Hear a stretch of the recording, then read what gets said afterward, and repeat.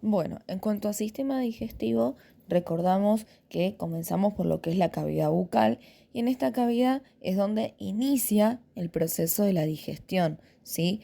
También encontramos dentro de esta cavidad tres glándulas importantes, que son las glándulas submaxilares, las glándulas parótidas y las glándulas sublinguales, ¿sí? A su vez, encontramos lo que era la lengua, recordamos que es un músculo largo y voluntario, que cuenta con muchas terminaciones nerviosas, las cuales son las responsables de lo que es el sentido del gusto. Entre otras cosas, ayuda a deglutir, a mantener y mover lo que es el alimento, ¿no? La comida, junto al paladar y a los dientes, que también trabajan en esta trituración y ahí poder deglutir. Después pasamos a lo que es la faringe y recordamos que se divide en tres partes: orofaringe, nasofaringe y laringofaringe. Justamente acá es el pasaje de los alimentos en el cual entran a la laringe para luego pasar al esófago, que en el esófago se encuentra detrás de la tráquea. Su principal función lo que consistía es en transportar las sustancias, ese bolo alimenticio, de la boca al estómago, secretando a su vez un moco espeso, el cual va a ayudar a pasar este bolo alimenticio. Y una vez que sabemos esto, comenzamos con lo que son las regiones topográficas del abdomen, ¿sí? Y acá entra un poco de topografía. Recordamos que en el hipocondrio derecho, lo que nosotros habíamos mencionado varios órganos, pero el que me interesa que sepan que se encuentra en el hipocondrio derecho es el hígado, junto a la vesícula. Después también tenemos el hipocondrio izquierdo, que estaba el vaso, que si bien era un órgano linfático, está dentro de la cavidad abdominal, junto al páncreas. En el epigastrio estaba el estómago, con parte del duodeno. En el flanco derecho, el colon ascendente. En el flanco izquierdo, el colon descendente. En la zona del mesogastrio, lo que era el colon transverso. El hipogastrio, donde está vejiga, útero y recto en el caso de las mujeres. Y en el hombre, vejiga y recto. Después tenemos una fosa ilíaca derecha, donde estaba el ciego y el apéndice, una fosa ilíaca izquierda, donde se encontraba el sigmoideo. Y todos estos órganos son cubiertos por una membrana serosa, una capa llamada peritoneo, ¿sí? Como les había dicho, encontramos más órganos. Yo les estoy mencionando, hacemos un repaso de los generales que me interesa que sepan. Sabiendo esto, ahora sí vamos a hablar de lo que es la principal, digamos, función fisiológica digestiva, que básicamente es esta absorción de nutrientes, como también generar energía a través de estos mismos. Y podemos decir que estas macromoléculas deben convertirse en micromoléculas para justamente ser incorporadas a nuestro medio interno, ¿sí? Recordamos también que cuando hacíamos mención a medio interno era lo que la célula, el corazón, los tejidos, el páncreas, ¿sí? Eso es lo que es medio interno. Entonces, acá vamos a comenzar también con lo que es la ingestión. Y recordamos que la ingestión es el acto de comer. Y por otro lado tenemos lo que dijimos, que es la digestión. Es ese proceso de dividir los alimentos en moléculas lo suficientemente pequeñas como para que sean absorbidas, ¿sí? Y en cuanto a la digestión, el primer paso es degradar esa comida, romper esas macromoléculas. Entonces, en esta, digamos, primer parte, le agregamos secreciones, enzimas, que cambian justamente el pH alimenticio para que pueda degradarse y siga con este proceso, ¿no? Y para este proceso necesita de varios ayudantes, entre ellos la boca, el esófago, ¿no? Duodeno, yeyuno ilion, los órganos digestivos. Y en cuanto al esófago, les había dicho que tiene esfínteres que hacen que la comida justamente no vuelva hacia arriba. También hay movimientos que ayudan a que el alimento pueda bajar. Y encontramos esta tapita que les había mencionado, que es el píloro.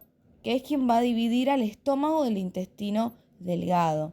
Y su función principal es justamente no dejar pasar lo que no es digerido. Lo mantiene, digamos, ahí, en el estómago, para que pueda degradarse. Nosotros tenemos glándulas anexas del hígado, del páncreas, de las vesículas, que secretan enzimas para favorecer esta digestión. Y en la boca, dijimos que el maxilar y las parótidas secretan hidratos de carbono en amilasas. El hígado, que es un órgano noble, recordamos que está ubicado en el hipocondrio derecho, está formado también por pequeños lóbulos, ¿sí? Está irrigado por una arteria principal que es la hepática y la vena hepática. Además de que tiene un conducto biliar, que ese conducto va a llevar a lo que era la vesícula, ¿sí? Y el hígado produce y secreta bilis, ¿sí? Entre otras cosas. Como también está compuesto esta bilis por sales biliares, y la bilirrubina, el colesterol, etcétera, entre otros. Y recordamos que la bilis es ese líquido verdoso que lo que va a actuar con la vesícula, que se aloja ahí en la vesícula, como un emulsionante, como un detergente. Entonces, ¿cuál es la principal función del hígado? Bueno, además de esta producción de bilis, también cumple funciones como la detoxificación, entre otros de fármacos, el reciclado de eritrocitos, también actúa con la desactivación de muchas hormonas, como por ejemplo la tirotina, la insulina, tiene reserva de glucagón, ¿sí? Y la producción justamente también de proteínas para la coagulación. Y no se olviden que, bueno, el aliado del hígado es justamente la vesícula, ¿sí? Eso en cuanto a lo que es el hígado. Recuerden que, ya como les dije, consta con lóbulos anatómicamente. No vamos a entrar en los detalles, con que sepan dónde está ubicado y su principal función, me basta, ¿sí? Luego tenemos lo que era el páncreas, ¿sí? Que estaba ubicado en el hipocondrio izquierdo y tiene una función tanto endocrina como digestiva. A nivel endocrino, recordamos que libera enzimas, ¿sí? A nivel endocrino libera hormonas. En cuanto a lo digestivo, va a liberar enzimas. Esas enzimas que libera son esos jugos pancreáticos y el bicarbonato de sodio. Y lo que nos va a ayudar justamente es a que ese alimento se vaya degradando para que cuando pase al duodeno, esa comida quede alcalinizada, ¿sí? Junto al quimo, a estos jugos gástricos. En cuanto a lo que es hormonal, endocrino, liberaba la insulina, ¿sí? Y el glucagón. A las proteínas las rompen las proteasas, habíamos dicho, que después luego se van a descomponer en aminoácidos. Los hidratos de carbono los rompen las amilasas y se descomponen en azúcares simples. Las grasas, los lípidos los rompen las lipasas, que después se van a reducir, en lo que es ácidos grasos, el glicerol, monoglicéridos, entre otros. Y sin el páncreas recordamos que no hay una digestión posible, porque justamente también, como les dije, cumple, si bien una función endocrina, tiene una función digestiva muy importante. Después, en cuanto a lo que es el intestino delgado, el duodeno es la primera porción, que es el duodeno, es el encargado de justamente alcalinizar este bolo alimenticio. Y en lo que es la otra porción, yeyuno e ilion, encontramos vellosidades. Las vellosidades justamente forman parte de la mucosa y es la parte más cercana de la luz, ¿no? Y acá está muy también latente el sistema inmune, ya que está atento a que los epitelios no se infecten, ¿no? Está a través de nuestra microbiota, podemos encontrar ahí. Y el sistema digestivo tiene su propio también sistema, digamos, nervioso, que es el autónomo, y controla estas funciones vegetativas, como la presión, las temperaturas dentro de lo que es el abdomen, ¿sí? Después debemos saber que en cuanto a lo que el estómago, no se olviden que también secreta sustancias importantes, enzimas importantes, que habíamos dicho que teníamos el ácido clorhídrico, el pepsinógeno, el factor intrínseco, pero también algo importante que secreta, que es la gastrina y la histamina, ya que activan a este sistema digestivo, ¿sí? También funciona lo que es este aparato digestivo, funciona en ayuno, en lo que es la ingesta de las comidas, ¿no? Entonces, lo que hace la ingesta, digamos que es ese ingreso del alimento, y cuando llega al píloro del duodeno, nos encontramos que hay una digestión química, ¿no? Recordamos que cuando hablamos de digestión mecánica es esta trituración, y cuando hablamos de digestión química es justamente mediante jugos gástricos. También el sistema digestivo tiene 4 etapas importantes, que es la ingestión. Recordamos que la ingestión es el ingreso de los alimentos, la digestión, que es la transformación de esos alimentos al tubo digestivo, la absorción de los nutrientes y la egestión, que es la eliminación y los desechos, ¿sí? Esto es que me interesan que sepan en cuanto a sistema digestivo. Ahora también podemos, digamos, mezclar un poquitito acá y agregar a lo que era metabolismo, si les parece, así ya les queda y hacemos mención a metabolismo, ¿sí? Recordando que lo que me interesa que sepan de metabolismo es primero saber qué es un alimento, ¿no? Habíamos dicho que justamente el alimento es un nutriente y lo podemos definir como toda esa sustancia que con sus características tiene un valor nutritivo que justamente al ser ingerido al organismo contribuye a un aporte, ¿no? Funcional. Entonces también tenemos distintos tipos mencionados por la Organización Panamericana de la Salud, definiciones de lo que es alimento. Teníamos los alimentos sin procesar, que son obtenidos directamente de lo que son las plantas o animales y que no son sometidos a ninguna alteración. Es extraído desde el momento que lo agarro y lo consumo, ¿sí? Después tenemos alimentos mínimamente procesados, que justamente incluyen este lavado, la elección, ¿no?, de partes comestibles como no comestibles, la pasteurización en lo que es la leche, hasta incluso el enfriamiento. Todo ese proceso mínimamente se lo considera mínimamente justamente procesado. Luego tenemos lo que son los alimentos procesados, que son productos de elaboración también industrial, ¿no? Que para que tengan una conserva tienen el agregado de lo que es la sal, el azúcar o justamente ingredientes culinarios, ¿no? Que si bien no están procesados, tienen un mini proceso para que puedan conservarse. Y después tenemos los productos, los alimentos, por así llamarlos, ultraprocesados, que tienen un montón de otros aditivos agregados y muy poco tal vez del alimento que se menciona. A eso se los llaman alimentos ultraprocesados. Después tenemos, muy importante, que son los alimentos fuentes, ¿sí? Que se le dice así justamente por un determinado principio que tiene nutritivo a esos alimentos que lo poseen en su mayor cantidad en concentraciones elevadas.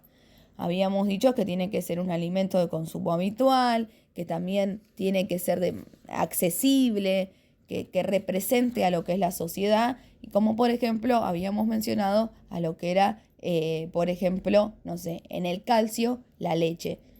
Encontramos un alimento fuente de calcio, la leche.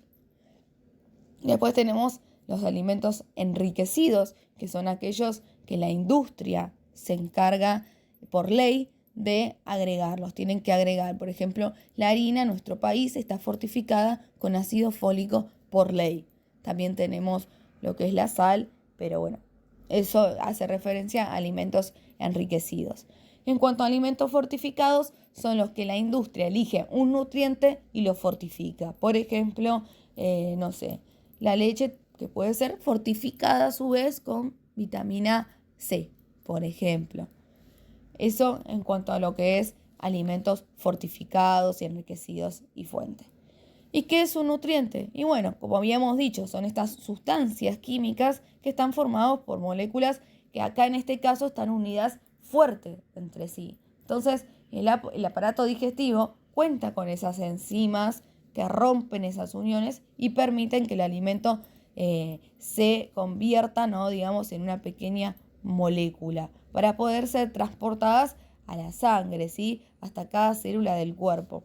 Y en las células esas moléculas se vuelven a unir, pero de una manera diferente. Y en esa unión justamente guarda lo que es la energía que el cuerpo necesita, las estructuras para después volverse a formar, y todo eso está a través de ¿quién?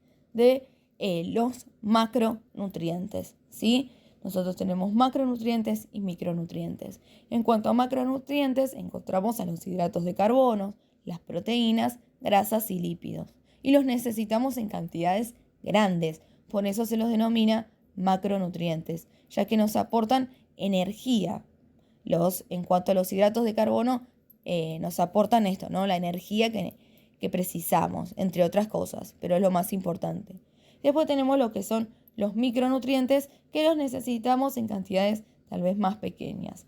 Recordamos que, como les dije recién, los hidratos de carbono, su principal función es generar energía, ¿sí? Después, entre otras cosas.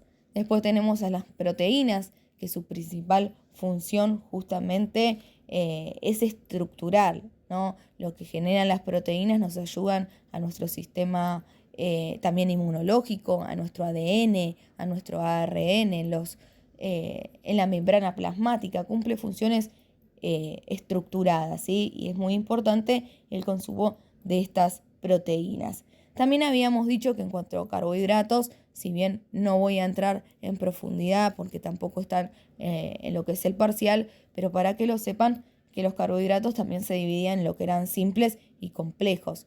Y esto más que nada saberlo porque después en lo que es el anabolismo y catabolismo surge esta metabolización de los carbohidratos, ¿sí? Pero bueno, con que sepan que su principal función es generar y proveer energía, me es suficiente, ¿sí? Después también tenemos lo que son las grasas, que también las pueden llamar lípidos, que justamente son moléculas que se caracterizan, ¿no?, por ser insolubles en el agua. Entonces su principal función justamente es el aporte también de energía. Tiene una reserva, cumple una función de reserva de energía, se la almacena. Y también tiene funciones importantes, ¿no?, como el transporte, la absorción. Habíamos dicho que hay vitaminas que encontramos en el alimento que necesitan ser absorbidas, pero que tengan un lípido, una grasa. Entonces, ayuda a esto, ¿no?, al transporte en cuanto a lo que era colesterol, ¿se acuerdan? En la absorción, en lo que es esto de poder absorber la cantidad necesaria que se necesita, y la formación de ciertas también en la membrana celular, etcétera. Los ácidos grasos también estos ácidos, estas grasas están también divididas como lo que era hidratos de carbono, habíamos dicho, en ácidos grasos saturados, ácidos grasos insaturados y los poliinsaturados. Y sabiendo esto, entonces, ¿qué es el metabolismo? Y bueno, justamente es un conjunto, ¿no?, de este proceso tanto físico como químico que ocurren en la célula y se encarga justamente de convertir los nutrientes en energía. Y el metabolismo también incluye estos procesos de respirar, hacer la digestión. En cuanto acá surge lo que es anabolismo y catabolismo. El anabolismo, digamos que es una reacción de síntesis, donde se convierte esa energía, y en el catabolismo es una descomposición, donde se libera la energía. Y acá en el anabolismo, por ejemplo, lo que es el ATP, la quimiosíntesis, ¿sí? Y el catabolismo, por ejemplo, la digestión, ¿sí? Eso en cuanto a lo que es sistema digestivo y metabolismo. Ahora en otro audio les envío lo que es, por último, topografía.